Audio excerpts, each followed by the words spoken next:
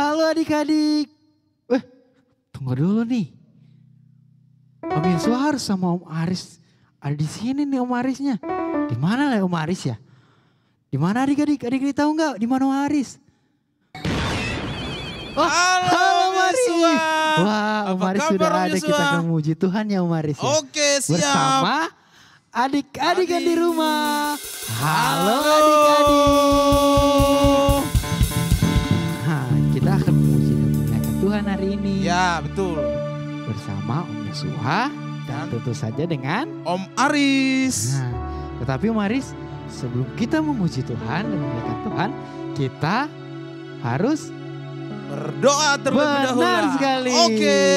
Jadi adik-adik dimanapun adik-adik berada saat ini, tutup mata, lipat tangan, dan Om Yosua akan berdoa ya buat adik-adik di rumah untuk kita akan memuliakan, memuji Tuhan dan memulai ibadah kita pada saat ini. Mari kita berdoa. Terima kasih Tuhan, terima kasih Bapa, Engkau Allah yang sangat baik bagi kami. Sebentar lagi kami akan memuji, memuliakan Engkau dan mendengarkan kebenaran firman Tuhan. Pimpin ibadah kami dari awal, pertengahan sampai pada akhirnya dengan tidak kurang satu apapun. Segala pujian, hormat, syukur hanya bagimu Tuhan. Yang doa permohonan kami alaskan di dalam nama Tuhan Yesus Kristus. Haleluya. Amin. Haleluya. Adik-adik senang untuk memuji Tuhan? Siap. Om Aris gembira gak memuji Tuhan? Wow, sangat gembira. Pasti dong kita gembira untuk memuji Tuhan. Om Yosua percaya adik-adik di rumah senang dan gembira untuk memuji dan memuliakan Tuhan. Haleluya.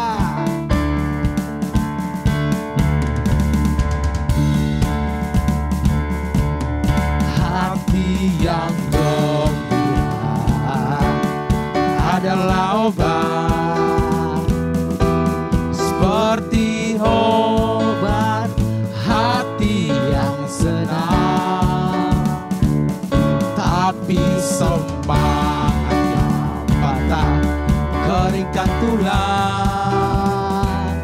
Hati yang gembira Tuhan senang. Sekali lagi.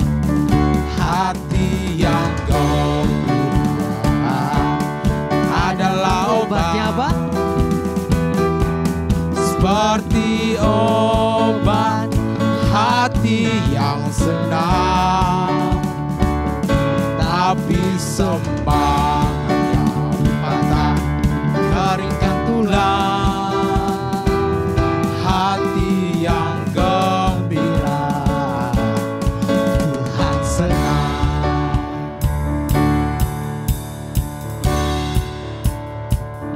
Hati yang gembira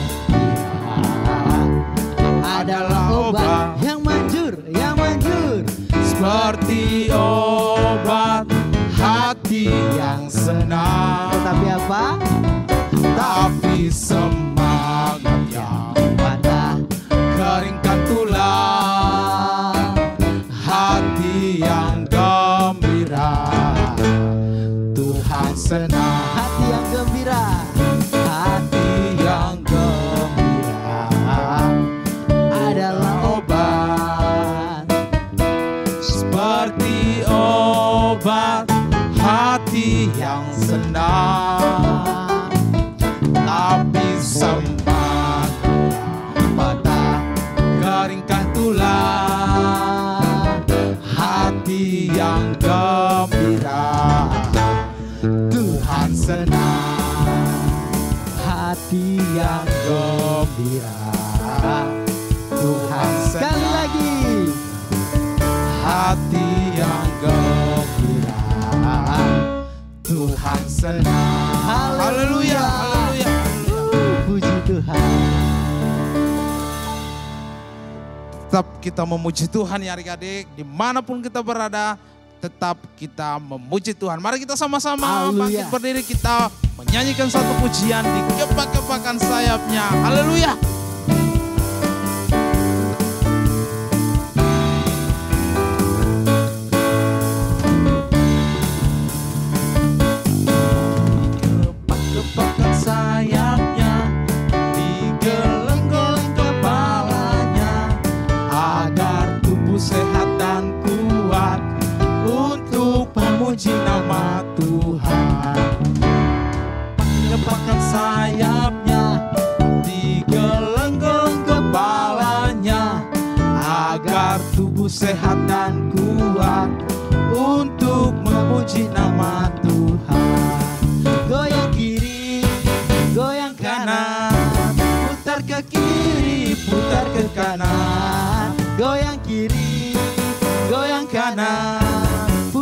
kiri, putar ke kanan.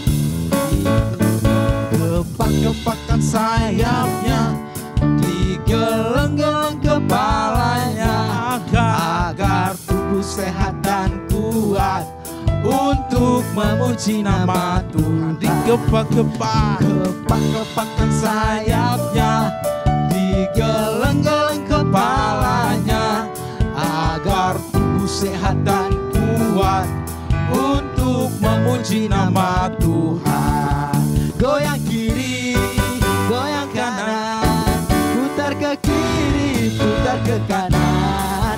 Goyang kiri, goyang kanan, putar ke kiri, putar ke kanan. Goyang kiri, goyang kanan, putar ke kiri, putar ke kanan. Goyang kiri, goyang kanan, putar ke kiri, putar ke kanan. Goyang kiri, goyang kanan, putar ke kiri, putar ke kanan. Goyang kiri, goyang kanan, putar ke kiri, putar ke kanan. haleluya. Puji Tuhan. Nah, adik-adik, kita sudah memuliakan, kita sudah memuji Tuhan. Dan saat ini kita akan siapkan hati kita, pikiran kita untuk mendengarkan kebenaran firman Tuhan. Mari adik-adik, langsung ajak adik-adik untuk menyembah Tuhan. Kita akan masuk ke mendengarkan firman Tuhan. Tapi sebelum itu kita akan menyembah Tuhan bersama-sama ya. Terima kasih Tuhan. Terima kasih ya Allah. Terima kasih Tuhan. Haleluya.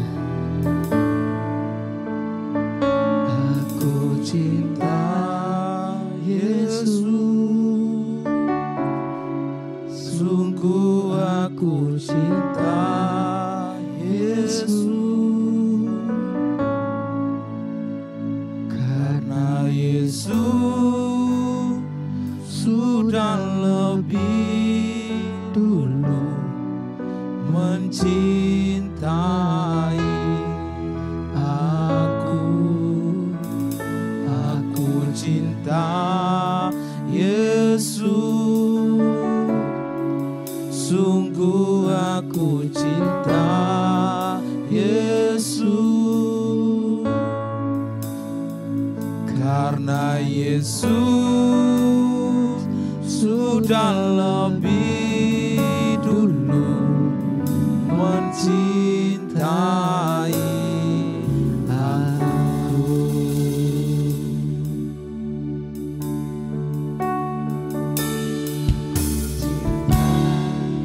Yesus, sungguh aku cinta Yesus. Karena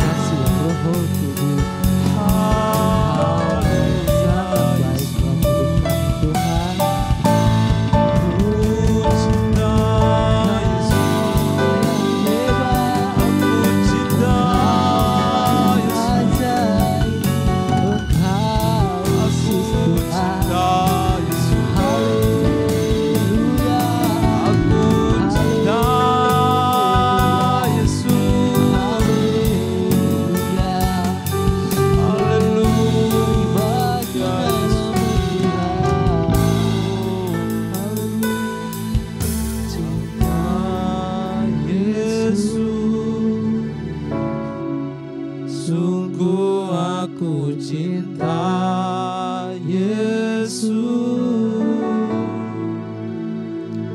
karena Yesus sudah lebih dulu mencintai aku. Aku cinta Yesus, sungguh aku cinta Yesus, karena Yesus sudah lebih dulu mencintai aku. Aku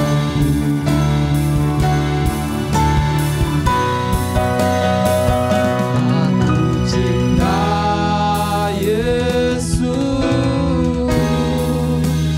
sungguh aku cinta Yesus, karena Yesus sudah lebih dulu mencintai aku.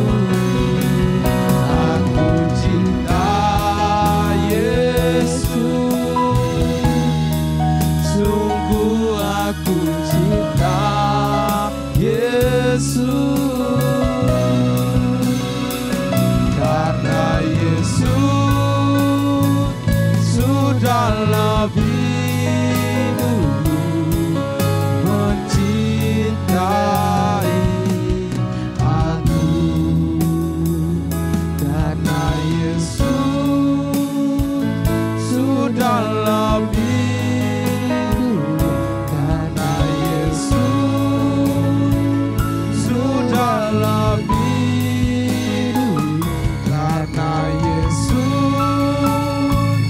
sudah lebih dulu mencintai aku. Terima kasih Tuhan Yesus.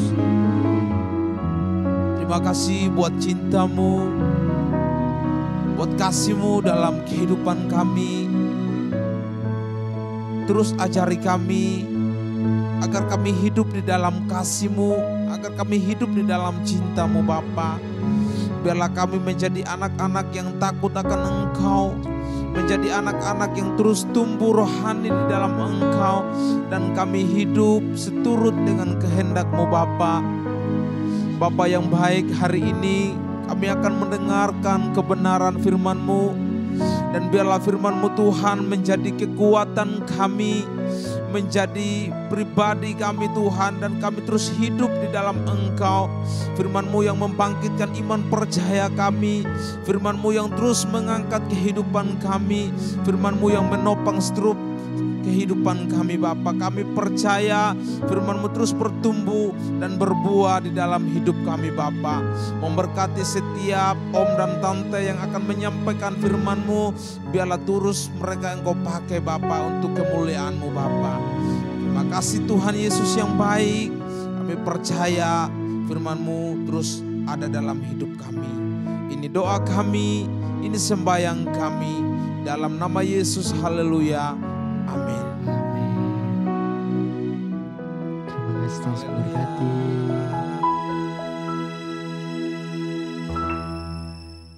Halo adik-adik, apa kabar semuanya? Kita telah memuji Tuhan, kita telah berdoa, menyembah Tuhan, dan saat ini sudah siap mendengarkan firman Tuhan? Nah, pasti sudah siap ya. Sudah siap Alkitabnya di masing-masing? Kalau ada yang mau menulis, dipersiapkan alat tulisnya, kertasnya, yang bisa digunakan untuk menulis ya. Nah, puji Tuhan, hari ini adik-adik kita mau mendengarkan firman Tuhan. Dan firman Tuhan hari ini judulnya adalah penolakan di Nazaret. Nah, kalau berbicara penolakan, Berarti adik-adik ada yang ditolak dan ada yang menolak. Nah, dalam hal ini kita mau lihat siapa sih yang ditolak. Nanti akan kita lihat seterusnya.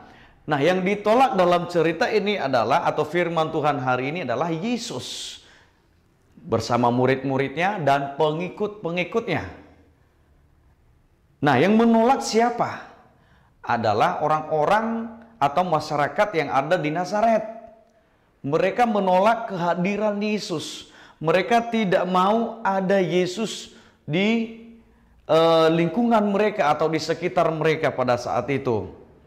Nah, kalau berbicara Nazaret, itu adalah tempat di mana Yesus dibesarkan. Tempat di mana Yesus dari kecil, ya, dari kecil dia ada di Nazaret. Berarti bisa dikatakan adalah kampung halamannya Yesus dan bersama dengan orang tuanya. Nah, seperti di ayat atau di pasal 4, Lukas pasal 4 ayat 16 bagian A dikatakan di sana sebagai bukti bagi kita bahwa dikatakan di sana ia atau Yesus datang ke Nazaret, tempat ia dibesarkan. Nah, pada saat itu adik-adik yang dikasihi oleh Tuhan, biasanya Yesus setiap pergi ke sebuah tempat selalu mengabarkan atau menyampaikan firman Tuhan. Ya, dan di situ saat itu dikatakan di ayat selanjutnya di pasal 4 ayat 16 dikatakan di sana, dan menurut kebiasaannya pada hari Sabat ia masuk ke rumah ibadat, lalu berdiri hendak membaca dari Alkitab. Nah, berarti Yesus mengajar, ya, mengajar kebenaran firman, mengajarkan tentang hal-hal yang baik yang Allah ingin sampaikan kepada umatnya, kepada manusia. Dan dengan hikmat Yesus menyampaikan itu dengan kuasa yang ia miliki. Karena kalau berbicara Yesus adalah dia bukan hanya sekedar manusia. Dia manusia, tapi dia juga Allah. Jadi kalau kita perhatikan di saat dia menyampaikan firman, mengajar, pada saat itu penuh dengan hikmat. Lalu orang-orang yang mendengarkan saat itu mereka tidak terima, atau dengan keadaan Yesus, latar belakang Yesus sebagai manusia, mereka tidak terima.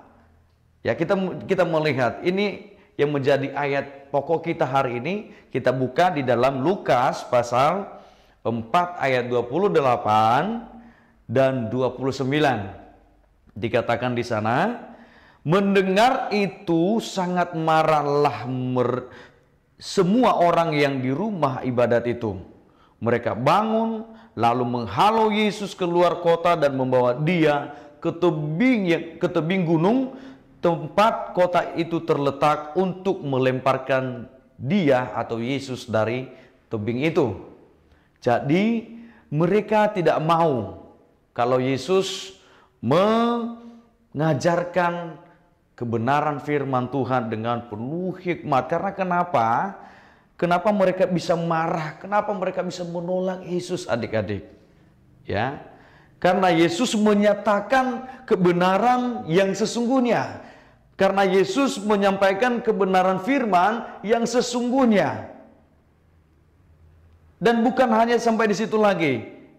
Tapi mereka melihat Yesus, ini yang menjadi alasan atau sebab kenapa mereka menolak Yesus. Atau bisa marah kepada Yesus.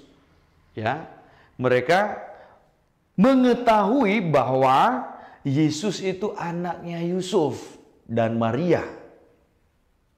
Seperti di dalam ayat yang ke-22 Lukas pasal 4 ayat 22 dikatakan di sana, dan semua orang itu membenarkan dia dan mereka heran akan kata-kata yang indah yang diucapkannya.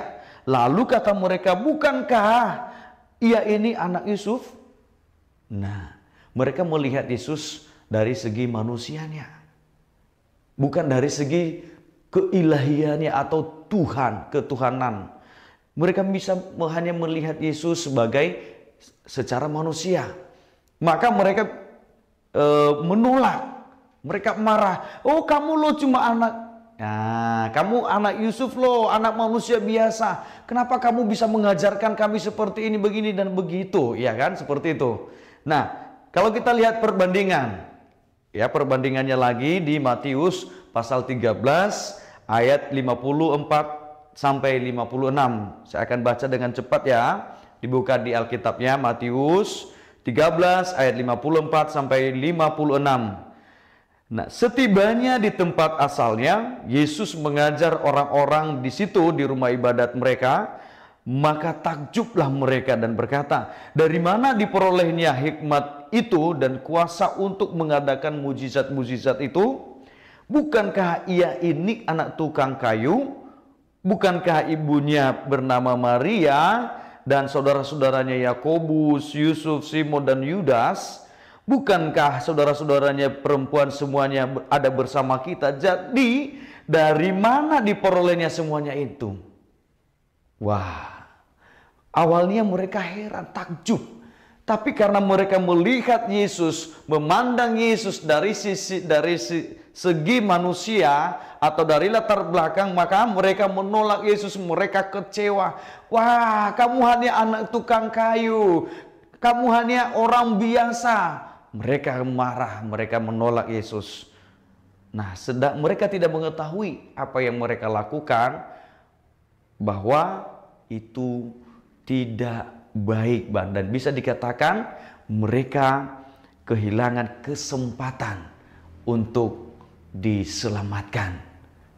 Ya, makanya hari ini kita belajar dari hal ini. Kita harus percaya bahwa Yesus adalah pembawa kebebasan dan kerajaan Allah di dunia. Dan itu sebabnya jangan kita menolak dia. Kita harus menyadarinya bahwa Yesuslah yang menggenapi nubuatan di perjanjian lama dengan membawa pembebasan sebagai Mesias. Kita harus mengakui bahwa Yesus adalah Mesias. Amin. Kita harus menerima atau percaya kepada Yesus. Sebab dikatakan di dalam Markus pasal 16 ayat 16, apa yang dikatakan di sana adik-adik? Kita lihat yuk. Yang dikatakan di sana, siapa yang percaya dan dibaptis akan diselamatkan. Wow, enak kan diselamatkan? Kalau kita menerima Yesus, kita percaya Yesus, maka kita diselamatkan. Tetapi siapa yang tidak percaya akan dihukum, ya, alami penghukuman. Dan dikatakan di dalam Roma pasal 10 ayat 9 dan 10 dikatakan di sana, jika kamu mengaku dengan mulutmu bahwa Yesus adalah Tuhan dan percaya dalam hatimu bahwa Allah telah membangkitkan dia dari antara orang mati, maka kamu akan diselamatkan. Karena dengan hati orang percaya dan dibenarkan, dan dengan mulut orang mengaku dan diselamatkan. Jadi kesimpulannya adik-adik yang dikasihi oleh Tuhan, terus percaya kepada Yesus sebagai Tuhan dan Juru Selamat. Amin. Terus kita hadirkan Yesus dalam hidup kita, dalam doa-doa kita, dan kita percaya terus dia sanggup menolong kita. Jangan sampai kita tidak percaya, jangan sampai kita menolak. Kalau kita tidak percaya atau kita menolak, ya kita kehilangan kesempatan, satu kesempatan untuk diselamatkan, kehilangan kesempatan untuk diberkati, alami pertolongan Tuhan. Kita kehilangan semuanya itu. Tapi kalau kita terus percaya, maka kita jadi anak-anak Tuhan yang diselamatkan, diberkati, dipelihara, selalu alami pertolongan Tuhan. Nah, hari ini firman Tuhan yang sudah kita dengarkan biar menjadi berkat bagi kita semua. Judul firman Tuhan, penolakan di Nazaret. Jangan sampai menolak Yesus dalam hidup kita. Haleluya. Kita akan doa bersama-sama. Ya, silakan lipat tangannya, tutup matanya semuanya, kita berdoa.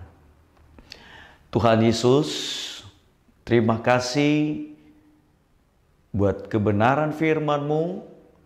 Engkau telah mengajari kami supaya kami terus percaya kepada Yesus sebagai Tuhan dan Juru Selamat, dan senantiasa menerima Engkau dalam hidup kami ya Tuhan, sehingga kami menjadi anak-anak yang senantiasa hidup menyenangkan Tuhan, dan kelak kami jadi berkat dan memberkati banyak semua orang yang ada di sekeliling kami.